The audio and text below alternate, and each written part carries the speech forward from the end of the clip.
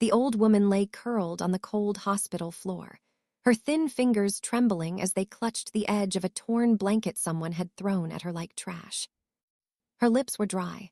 Her breathing came in short, painful bursts. Around her, people walked past. Doctors in clean white coats. Nurses with clipboards. Security guards with stiff faces. Nobody stopped. Nobody cared. Except one man. He stood at the far end of the hallway, dressed in a simple gray hoodie and faded jeans. His beard was neatly trimmed, but his clothes made him look ordinary, invisible, just another visitor in the crowded emergency ward. But his eyes never left the old woman. And in his hand, hidden beneath the sleeve of his hoodie, was a phone streaming everything live to a private room filled with lawyers, journalists, and federal investigators. The old woman coughed. A painful, choking sound. She reached weakly toward a nurse passing by. "Please," her voice cracked, barely audible. "Help me." The nurse didn't even slow down. "I told you already," she snapped without looking at her. "You need insurance or payment. We're not a charity." The old woman's hand fell back to the floor. Her eyes filled with tears. The man in the hoodie clenched his jaw. His fingers tightened around the phone. His entire body trembled, not from fear, but from rage. He had built hospitals larger than this one. He had donated millions to healthcare foundations. He had funded wings, equipment, scholarships. And yet, here she was, his mother, lying on the floor like she didn't matter, like she wasn't human. He watched as a security guard approached her. "Ma'am, you can't lie here," the guard said coldly. "You're disturbing other patients." Disturbing. Not dying. Not suffering. Disturbing. I feel cold," she whispered. The guard sighed impatiently. He grabbed her arm. Not gently. Not kindly. He dragged her a few inches across the floor. The man in the hoodie took a step forward. His instincts screamed at him to stop it. To shout. To reveal himself. To end this nightmare. But he didn't move. Not yet. Because this moment, this cruel, ugly truth, was exactly what he needed the world to see. Then suddenly, the old woman stopped breathing. Everything froze. The man's heart slammed violently against his chest. The nurse glanced over, annoyed. "Is she pretending again?" she muttered. But then she noticed the stillness. She walked closer, knelt down, checked the old woman's pulse. Her face changed. "Oh my God," she whispered. The hallway grew quiet. Too quiet. The man's phone captured every second. Every expression. Every mistake. Every moment of indifference that had led to this. His thumb hovered over a single button on his screen. One tap. One tap would release everything. Expose everyone. Destroy careers. Destroy reputations. Destroy an entire system. But before he could press it, the old woman's fingers twitched. A faint breath escaped her lips. She was still alive. Barely. And in that moment, the man made a decision that would change everything forever. But no one in that hospital had any idea who they had just ignored. No one knew the truth. No one knew that the homeless woman lying on their floor was the mother of one of the most powerful billionaires in America. And by the time they found out, it would already be too late. Because this wasn't an accident. This wasn't coincidence. This was a test. And they had just failed. Badly. But the question was, why would a billionaire let his own mother suffer like this in the first place? And the answer began 30 years earlier. On a hot summer afternoon in a forgotten neighborhood where nobody expected greatness to be born. Next. Chapter 2. 30 years earlier, in a quiet neighborhood on the south side of Chicago, a young woman named Lorraine sat on the edge of a worn-out mattress, inside a small, crumbling apartment. The ceiling leaked when it rained. The walls were thin enough to hear neighbors arguing. And the refrigerator was often empty. But Lorraine never complained. Because sleeping beside her was her 6-year-old son, Marcus. Marcus Johnson. He slept peacefully, unaware of the world's cruelty. Unaware of the sacrifices his mother made every single day just to keep him alive. Lorraine watched him with tired but loving eyes. She hadn't eaten in 2 days. But he had eaten. That was enough. She gently stroked his hair. "I promise you," she whispered softly, her voice filled with quiet determination, "you will never live this life forever." Outside, sirens echoed. Inside, Hope struggled to survive. Lorraine worked 3 jobs. In the morning, she cleaned office buildings. In the afternoon, she washed dishes at a diner. At night, she stocked shelves at a grocery store. She barely slept, barely rested, barely lived. But she endured. For Marcus was different from other children. He asked questions most kids never thought about. Why are some people rich and some people poor? He asked one evening as they shared a small sandwich. Lorraine smiled gently. "Because some people stop fighting," she said, "and some never do." Marcus nodded slowly. He didn't fully understand. But he remembered. Every word. Every lesson. Every sacrifice. One cold winter night, when Marcus was 8 years old, something happened that changed him forever. He woke up to the sound of coughing. Violent coughing. He turned and saw Lorraine on the floor. She was shaking, sweating, struggling to breathe. "Mom," Marcus whispered, afraid. She tried to smile.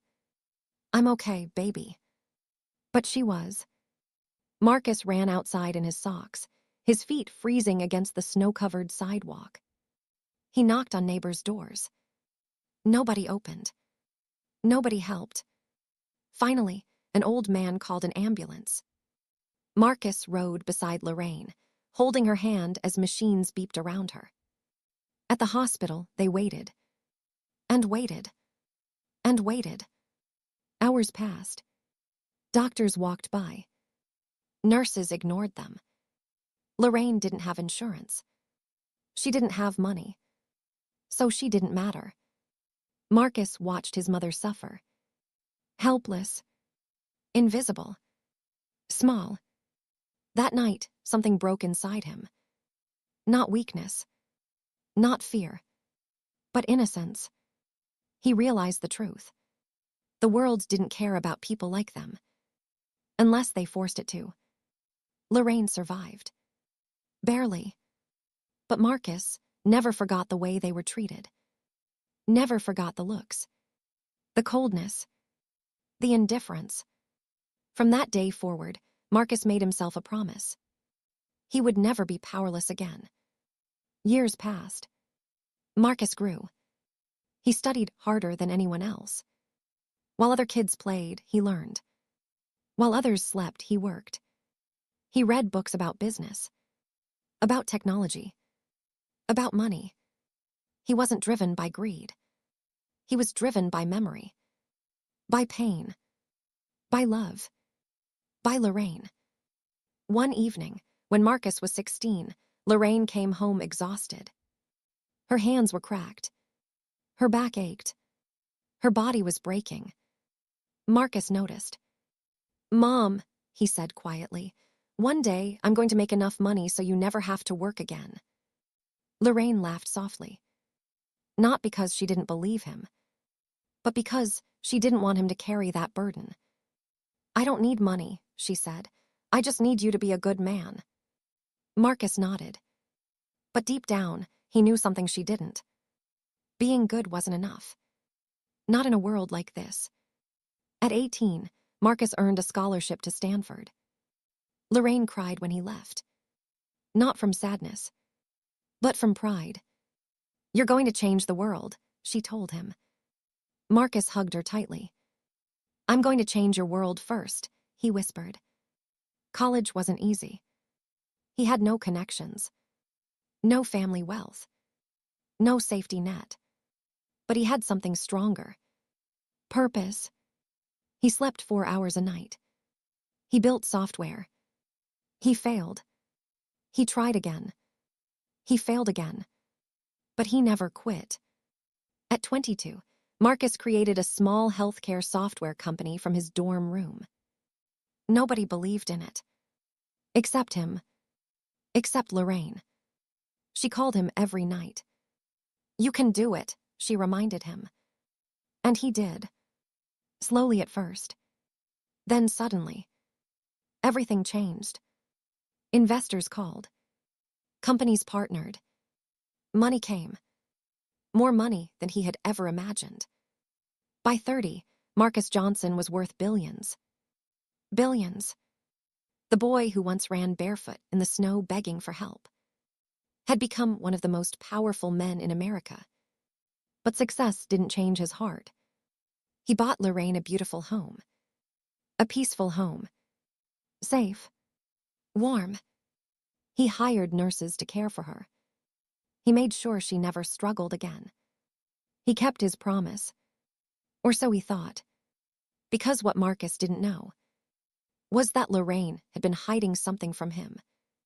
Something that would bring everything crashing down. And years later, it would lead her right back to a hospital floor. Alone. Ignored. Forgotten. Before Chapter 3 continues, take a moment to reflect on this. Have you ever seen someone ignored just because they looked poor? If so, comment where you are watching from. Your voice matters, and stories like this remind us how easily people can be overlooked. And if this story is already touching your heart, make sure you subscribe, like, and share it with someone who needs to hear it. Because what happens next? Marcus is about to discover that money can buy many things, but it cannot protect you from betrayal. Marcus Johnson hated hospitals, not because of the smell, not because of the machines, but because of the memories. Every hallway reminded him of that night when he was 8 years old, watching his mother struggle to breathe while people walked past like she didn't exist. So when he built his billion-dollar healthcare technology company, Meditech Solutions, he made one promise clear to his team. No one should ever be ignored because they're poor. His software helped hospitals track patients faster. His systems improved emergency response times. His technology was installed in over 300 hospitals across the United States, including the very hospital where his mother now lay on the floor. But Marcus didn't know that yet, because for the past year, Lorraine had been lying to him. Not out of cruelty, but out of love. It started with small things. Missed phone calls. Short conversations. Excuses. I'm fine, baby, she would say whenever he asked about her health. Marcus believed her. He wanted to believe her. His life had become overwhelming. Board meetings. Investors. Interviews. Expansion into global markets. He was building something that could change millions of lives. But while he was busy saving strangers, he was slowly losing the person who mattered most. Lorraine had begun to feel like a burden. The nurses Marcus hired made her uncomfortable. The big house felt too quiet, too empty, too lonely. She missed the simplicity of her old life. She missed talking to neighbors, missed walking to the store, missed feeling normal. One morning, she made a decision. She packed a small bag, wrote a short note, and left. The note read, Marcus, I love you more than anything, but this life doesn't feel like mine. I need to find myself again. Please don't worry. When Marcus found the note, his heart stopped. He searched everywhere, called everyone, hired private investigators. But Lorraine had disappeared. Months passed. No trace. No answers. Marcus blamed himself. He had given her everything. except what she truly needed. Time. Presence. Love. Not money. Not comfort. Not luxury. Just him. Meanwhile, Lorraine had returned to the only life she knew. She traveled between cities, lived in shelters, sometimes on the streets. She didn't tell anyone who she was. She didn't want special treatment. She wanted dignity. She wanted to know if people would care about her. Without knowing her son was a billionaire. Without knowing her story. At first, it was manageable. She found small jobs. Cleaning. Cooking. Helping where she could. But age caught up with her. Her body grew weaker. Her health declined. Her coughing returned. The same coughing Marcus remembered from childhood. One cold evening in Atlanta, she collapsed near a bus station. People walked past her. Some stared. Some whispered. But no one helped. Until a young woman named Tasha stopped. Tasha was a nursing student. She knelt beside Lorraine. "Ma'am, are you okay?" Lorraine smiled weakly. "I've been better." Tasha helped her sit up. Bought her food. Stayed with her. For the first time in months, Lorraine felt seen. Human. Important. But Lorraine refused to go to the hospital. "I'll be fine," she insisted. She was. Over the next several weeks, her condition worsened. She grew thinner. Weaker. Her breathing became painful. Tasha begged her to get help. Finally, Lorraine agreed. They went to a hospital. The same hospital Marcus's company supplied software to. The same hospital that claimed to prioritize patient care. The same hospital that now ignored her. At first, Lorraine sat quietly in the waiting room. Hours passed. Nobody called her name. Nobody checked on her. She began coughing violently. Tasha approached the front desk. "Please," she said, "she needs help." The receptionist didn't even look up. "Insurance." Tasha hesitated. "No." The receptionist sighed. "You'll have to wait." "But she can't breathe," Tasha said urgently. "Ma'am," the receptionist replied coldly, "there are procedures." Procedures. Rules. Policies. Excuses. Lorraine slid from her chair onto the floor. Her body couldn't hold itself up anymore. Tasha panicked. "Help her," she shouted. A nurse glanced over. Then looked away. Tasha couldn't understand it. How could people trained to save lives ignore someone dying in front of them? What she didn't know was that someone else was watching too. Someone who had been searching for Lorraine for over a year. Someone who had just received a phone call that would change everything. Marcus Johnson stood in his office in San Francisco when his assistant rushed in. Her face was pale. Her voice shaken. "Sir, we found her." Marcus froze. His heart pounded violently. "Where?" The answer made his blood run cold. "At one of our partner hospitals." Marcus didn't wait. He didn't call ahead. Didn't alert anyone. Didn't use his name. He got on his private jet immediately. He needed to see the truth with his own eyes. Not as a billionaire, but as a son.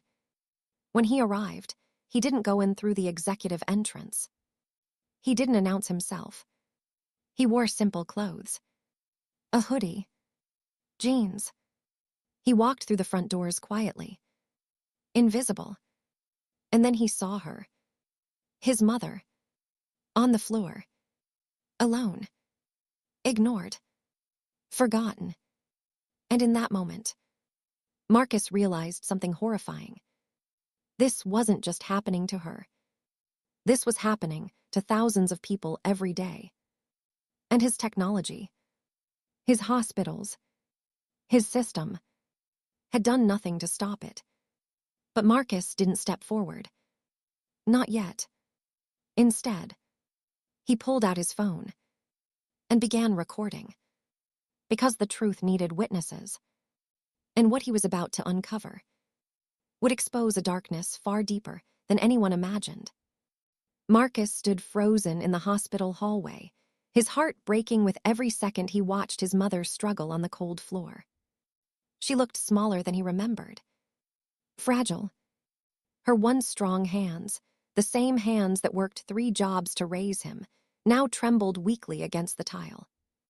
He wanted to run to her, to hold her, to tell her she wasn't alone. But he forced himself to stay still, because if he revealed himself too soon, the truth would disappear. And Marcus needed the truth. Not the version hospitals showed to donors. Not the version shown in advertisements. But the real truth. The ugly truth. He watched as a doctor finally approached. The man glanced at Lorraine for less than 2 seconds. "What's her status?" the doctor asked a nurse casually. "No insurance," the nurse replied. The doctor nodded. Not with concern. With dismissal. "Monitor and wait," he said simply, before walking away. Monitor and wait. Marcus's jaw tightened. Monitor and wait while she died. His mother, who had given everything so he could live. His phone captured every moment. Behind Marcus, his legal team watched the live stream in silence from a private conference room miles away. His lead attorney, Denise Carter, spoke calmly into an earpiece Marcus wore beneath his hood. "We see everything," she said. "Stay calm, this is important." Marcus swallowed hard. Every instinct told him to intervene. But Denise was right. This wasn't just about Lorraine anymore. This was about exposing a broken system. Minutes later, something unexpected happened. A young nurse approached Lorraine quietly. She looked nervous. Her name tag read, Alicia Grant. She knelt beside Lorraine. "Ma'am," Alicia said softly, "can you hear me?" Lorraine's eyes opened slightly. She nodded weakly. Alicia looked around carefully, making sure no one was watching. She placed a warm blanket over Lorraine. Then she gently checked her pulse. Marcus noticed everything. This nurse was different. She saw Lorraine. Not as a burden. Not as a problem. But as a person. Alicia stood up and hurried toward the nurse's station. "She needs immediate care," Alicia said firmly. The head nurse barely looked at her. "Alicia," she said coldly, "we've discussed this. We have paying patients waiting." "She could die," Alicia replied. The head nurse's voice hardened. "That's not your decision." Marcus felt something shift inside him. Anger.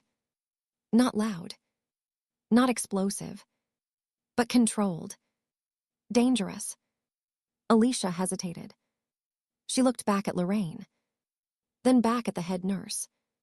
"She deserves help," Alicia whispered. The head nurse leaned closer. "If you want to keep your job," she said quietly, "you'll follow protocol." Protocol. Marcus memorized that word. Protocol was the shield people used to hide behind cruelty. Alicia stepped back slowly, her hands trembling.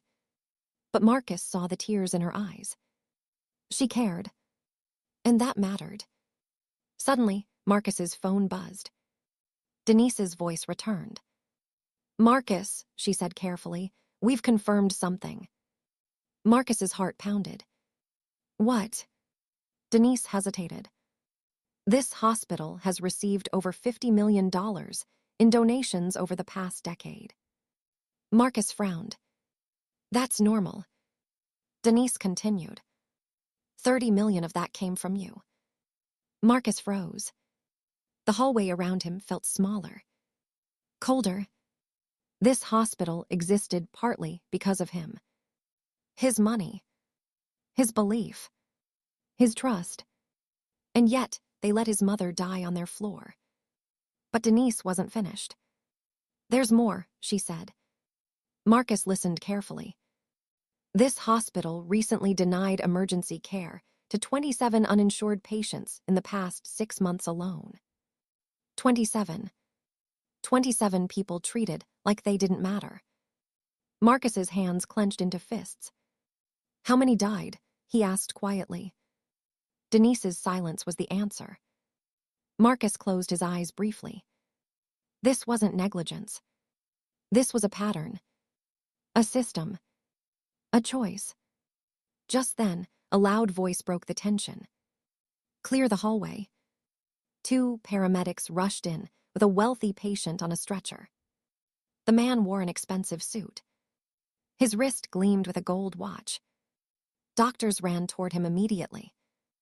Machines appeared instantly. Urgency filled the air. Energy. Action. Concern. Everything Lorraine had been denied. Marcus watched carefully. No one asked about insurance. No one hesitated. They moved fast.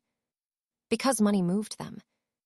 Lorraine coughed weakly on the floor, unnoticed beside the chaos. 2 patients. Same hospital. Same emergency. Different treatment. Marcus understood now. This wasn't about medicine. This was about value. And they had decided his mother had none. Denise spoke again. Marcus, we have enough evidence already. We can stop this. Marcus shook his head slowly. No, he whispered. Because deep down, he needed to know how far this would go.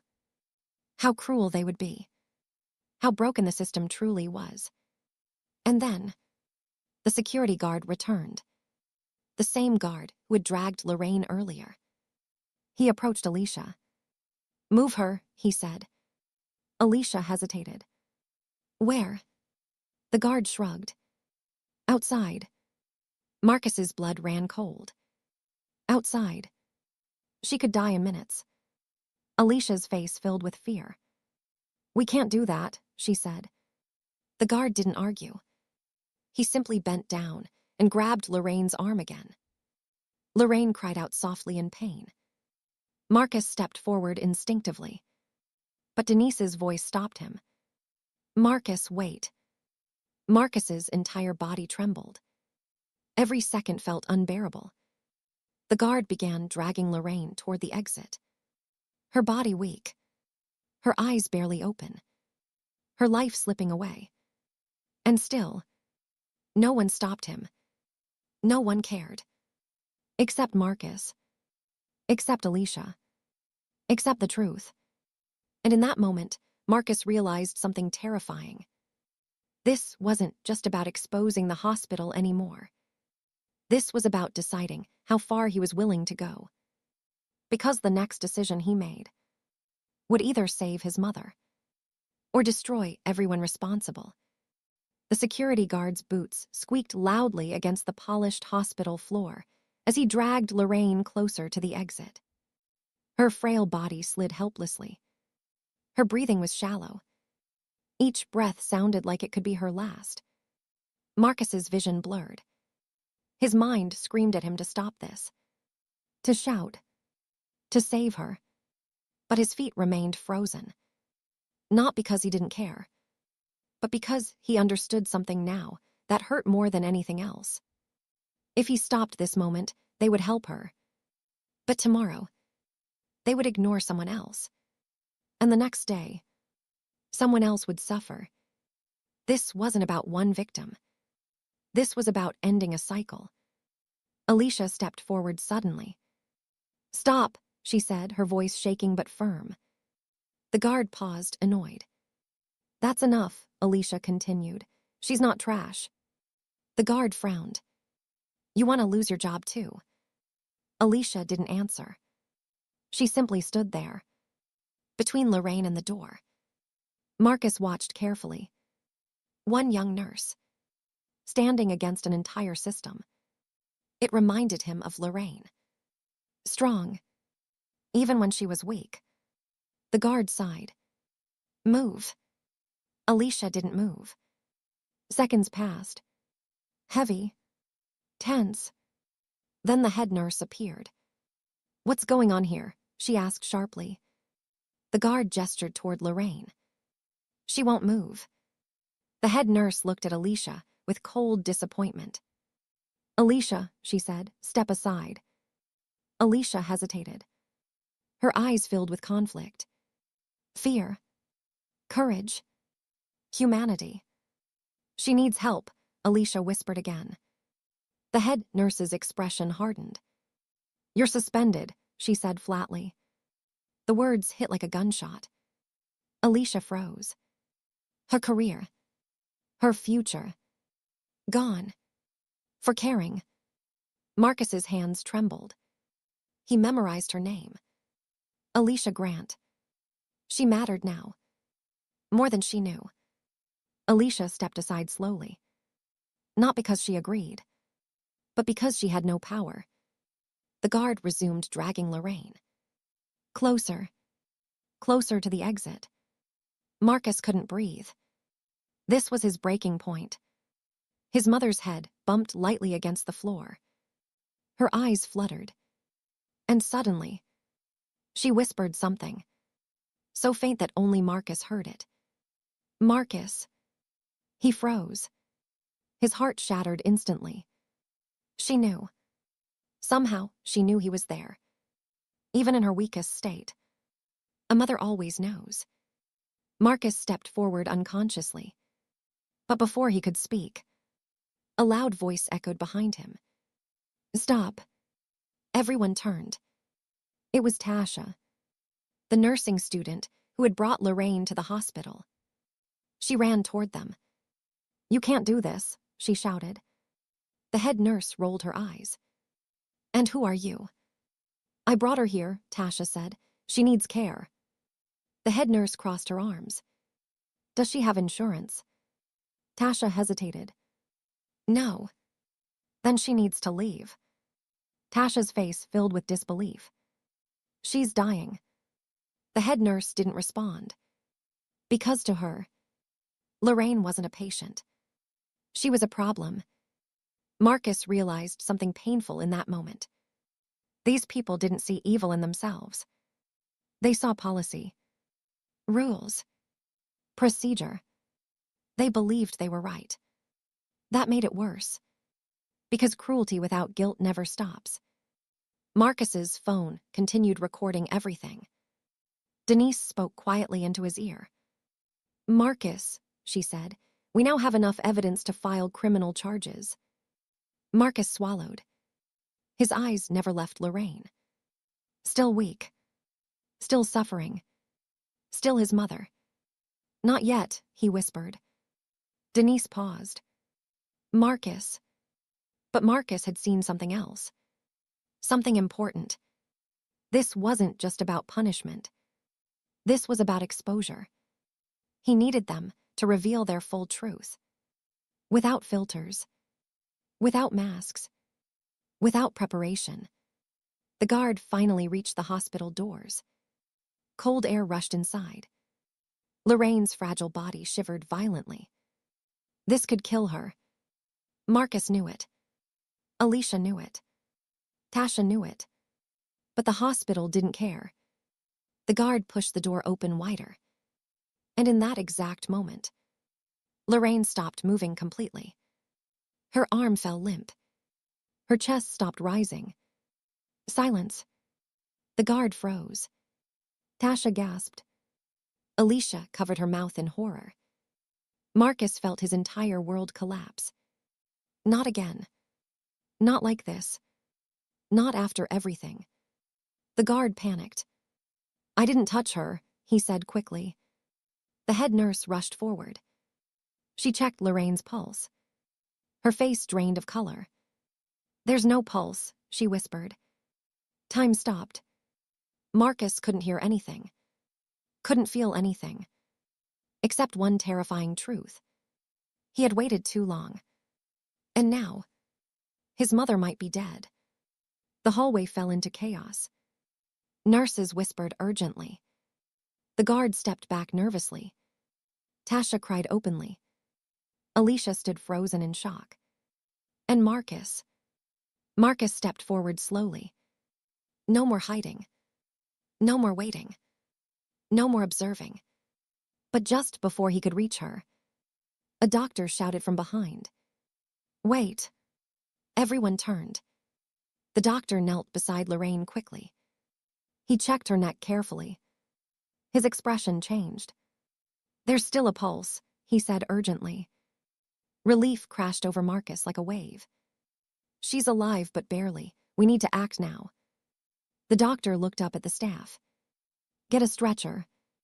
No one moved. The head nurse hesitated. Insurance. Policy. Rules. Profit. All fighting against humanity. Marcus saw it clearly. Even now.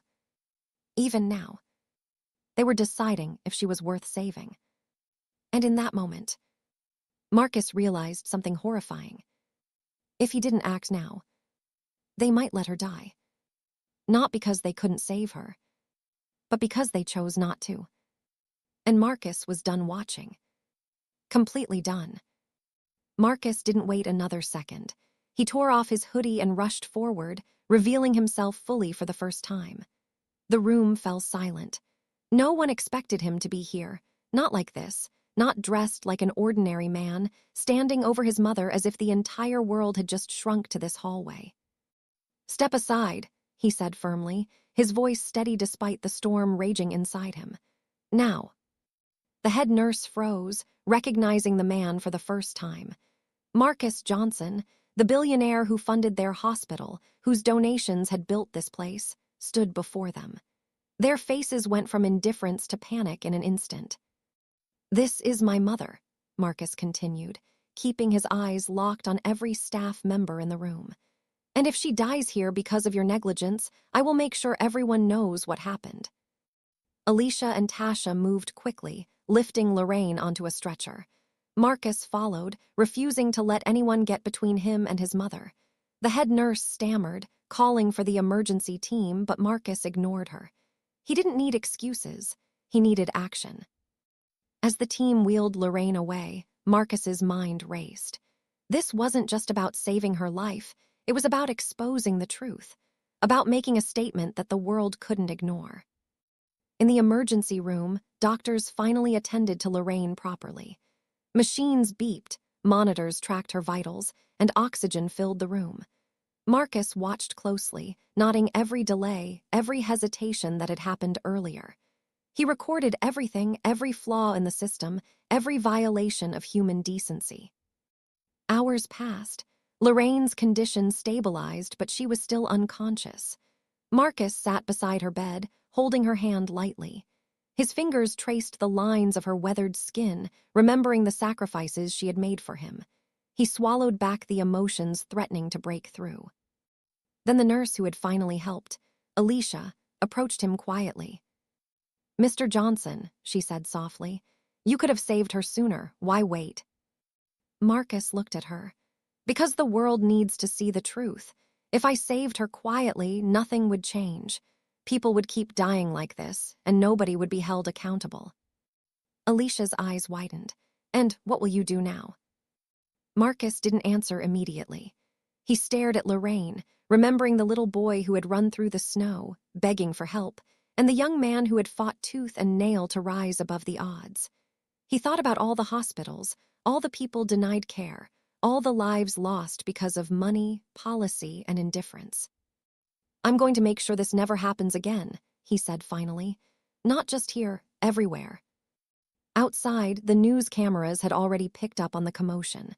The live feeds captured every second of his confrontation in the hallway. Marcus had planned this carefully. The exposure was intentional, but what he hadn't expected was the public's reaction.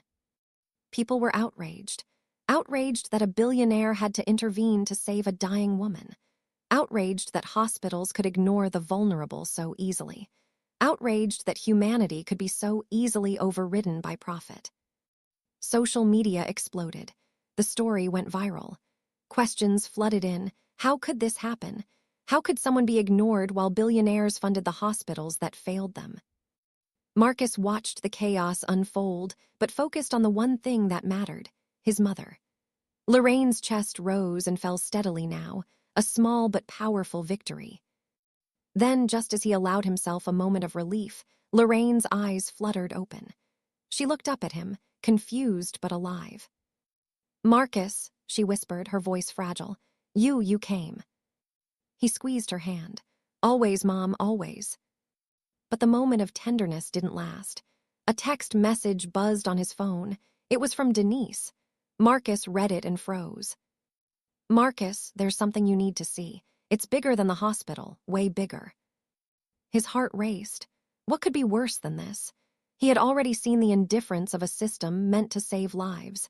He had already watched the people he trusted ignore his mother. Marcus looked at Lorraine, who was still weak but breathing steadily, and whispered, "Mom, we might be in deeper trouble than I thought." The message on his phone blinked ominously. The words were simple, but the implication was terrifying. "Marcus, they're not done, and they're coming for you next."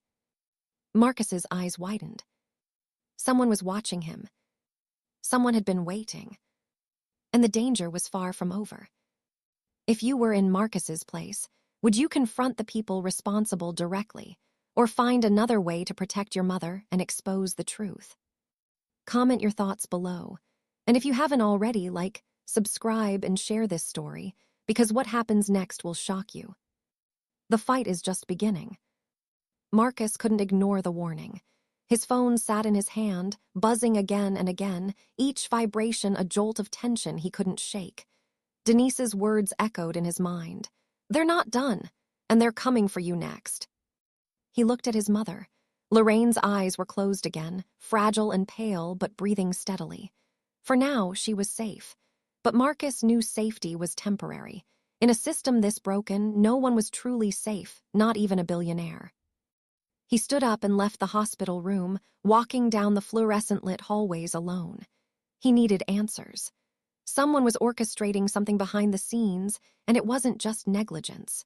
The way the security guards had handled Lorraine, the indifference of the head nurse, the delay in proper care, it all pointed to something bigger.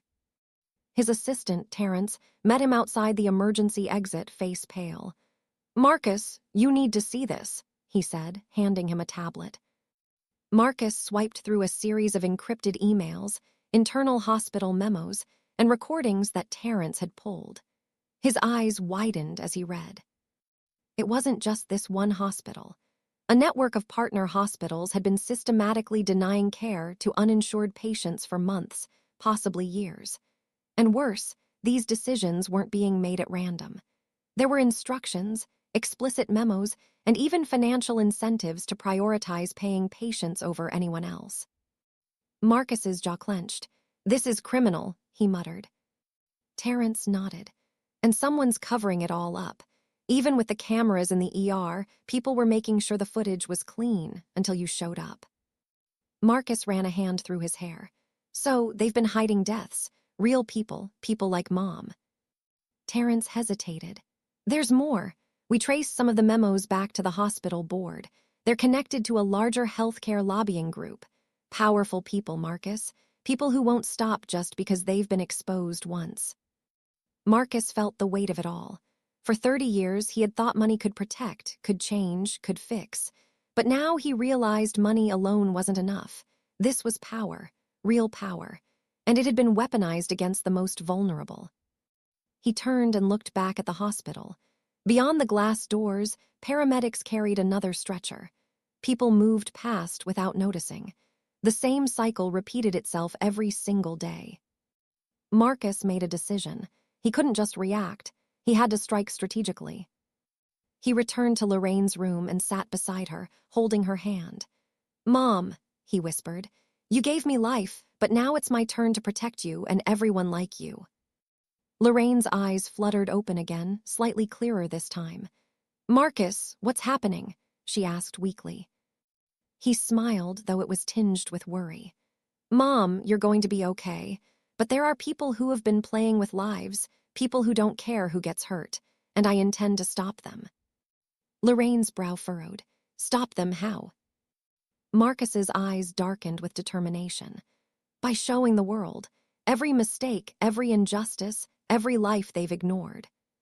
Suddenly, a knock at the door startled them both. A man in a suit stepped inside. He looked calm, professional, but there was something in his eyes that set Marcus on edge. "Mr. Johnson," the man said smoothly. "I'm Agent Coleman, Federal Oversight. We've been monitoring certain irregularities in your hospital network." Marcus's stomach tightened. "Monitoring?" Coleman nodded. "Yes, but it's bigger than just this hospital, and if you want to keep your mother safe, you need to work with us." Marcus's mind raced. Partner with the government, risk letting them control the narrative, or go alone and expose everything publicly. Before he could respond, his phone buzzed again. Another encrypted message appeared. "You think you're the only one watching? You're wrong, you're next." Marcus froze. He realized that exposing the hospitals had triggered something else entirely, something darker and far more personal. Someone didn't just want to hide the truth. They wanted him silenced. And now, Marcus knew that protecting his mother would be only the first battle. The question that lingered in the room was clear. Who had sent the threat, and how far were they willing to go to stop him? Marcus sat in the private conference room, staring at the flood of information on the screens in front of him. Emails, videos, internal memos, all pointing to the same terrifying conclusion. The indifference his mother had suffered wasn't an accident. It was intentional, and it went higher than any hospital executive. Agent Coleman stood across from him, arms folded. "These people are well connected. Lobbyists, investors, some even in government oversight. If we act publicly without careful strategy, they'll bury the story. And they won't stop with the hospital." Marcus clenched his fists. "Then we don't let them bury it. I've spent my whole life making sure the powerless get a voice. If they want to hide, we shine a spotlight, bright enough that the world sees every detail."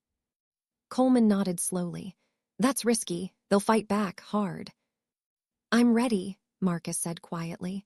"They already killed my mother almost. I won't let them finish what they started." Meanwhile, Lorraine rested in her hospital bed, weak but improving. Tasha and Alicia stayed close, both quietly proud of Marcus's determination. Neither had ever seen someone fight with this combination of brains, power, and moral fury. Hours later, Marcus returned to the hospital floor to check on his mother. The room felt quiet, but a tension lingered in the air. Someone had been watching him since he arrived. He could feel it. Suddenly, a nurse he hadn't seen before appeared. She seemed hesitant, almost nervous. "Mr. Johnson," she said, I think you should see this." She handed him a folder. Marcus opened it and his stomach dropped. The folder contained a series of photographs. Patients on floors, ignored, unattended, dying. And in the corner of several images, a man's security personnel, perhaps, was taking notes, documenting reactions, almost like a twisted experiment. Marcus's hands shook. This wasn't just a hospital problem. This was systematic, planned, and dangerous. Coleman stepped closer. "These aren't random acts of negligence. Someone been testing the limits of the system, seeing how far they can go before intervention. They're skilled, organized, and now that your mother's survival has interfered with their plan, they're taking notice of you." Marcus's mind raced. Who were they, and what did they want? Then his phone buzzed again. Another message appeared. The sender was unknown. "You've seen too much. Next time it won't be your mother, it'll be you." A chill ran down Marcus's spine. The threat was precise, deliberate. He wasn't dealing with random criminals or careless administrators. He was facing someone calculating, someone who had anticipated his every move. He turned to Coleman. "They know my mother survived. They know I'm here, and now they're coming for me." Coleman's face was grim. "Yes, and if you want to protect her and thousands of others, you'll need to be smarter than they are." Marcus exhaled slowly. He realized that exposing the truth wasn't enough. He had to fight, plan, and anticipate every move of someone who could be anywhere, watching everything. Back in Lorraine's room, Marcus held her hand and whispered, "Mom, I don't know who's behind this, but I promise you're not going through this alone." Lorraine stirred, her eyes half open, weak but aware. "Marcus, why is this happening?" she asked softly. He looked down at her, fighting back his emotions. Because some people, they believe money and power make them untouchable, but they've underestimated us. They've underestimated you, and they've underestimated me. Just then, a soft click sounded from the door. Marcus's head snapped toward it.